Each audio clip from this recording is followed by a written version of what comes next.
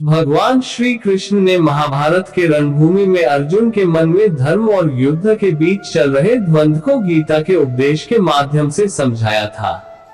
उन्हीं उपदेशों को समझने से वर्तमान के समय में भी व्यक्ति सफलता हासिल कर सकता है। भगवद गीता को जीवन का सार माना जाता है, जिसमें सफलता के कई रहस्य छिपे हुए हैं। श्रीमद् भगवद गीता को जीवन का सार माना जाता है। ऐसा इसलिए क्योंकि महाभारत के रणभूमि में भगवान श्री कृष्ण ने गीता का उपदेश देकर धनुर्धर अर्जुन का मार्गदर्शन किया था। वर्तमान समय में भी गीता के उपदेश को समझने से व्यक्ति सफलता के मार्ग पर चलने लगता है।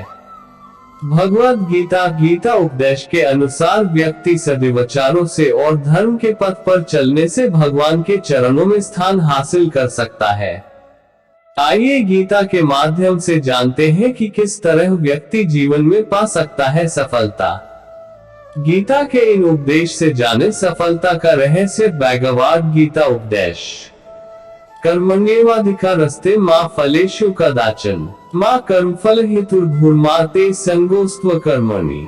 भगवद गीता के अनुसार केवल कर्म पर ही व्यक्ति का अधिकार है, लेकिन उसका फल कैसा होगा यह कोई नहीं जानता है।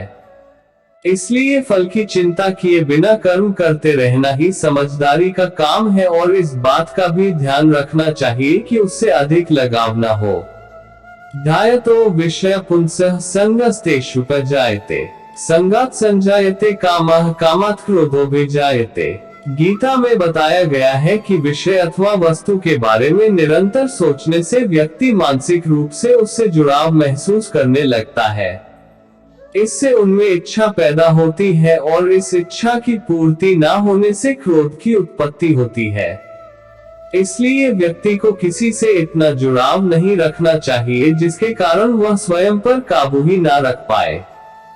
चिंतया जायते डहका नान्यथे हेति निश्चयी तया हीना सुखी शांता सर्वत्र गलित स्पृहा। इस श्लोक के माध्यम से श्री कृष्ण बता रहे हैं कि चिंता से डैक की उत्पत्ति होती है और किसी अन्य कारणों से नहीं। इसलिए जो व्यक्ति चिंता से दूर रहता है वो सुखी, शांत और सभी इच्छाओं से मुक्त रहता है। इसलिए चिंता को कभी भी अपने ऊपर हावी न होने दे, क्योंकि इससे केवल डैक की प्राप्ति होती है। मानापमानयोस्तुल्य स्तुल्यो मित्रारिपक्षयोः सर्वारंभ परित्यागी गुणातीतः सा उच्यते। इस श्लोक में यह बताया गया है कि जो व्यक्ति मान अथवा अपमान में एक समान व्यवहार करता है, जो मित्र और प्रतिपक्ष में रहते हुए भी समान रूप से कार्य करता है, जो किसी प्रकार के अभिमान से रहित है, उसे श्रेष्ठ अथवा गुणवान व्यक्ति माना जाता है। इसलिए किसी भी परिस्थिति में अपना व्यवहार और संयम नहीं खोना चाहिए।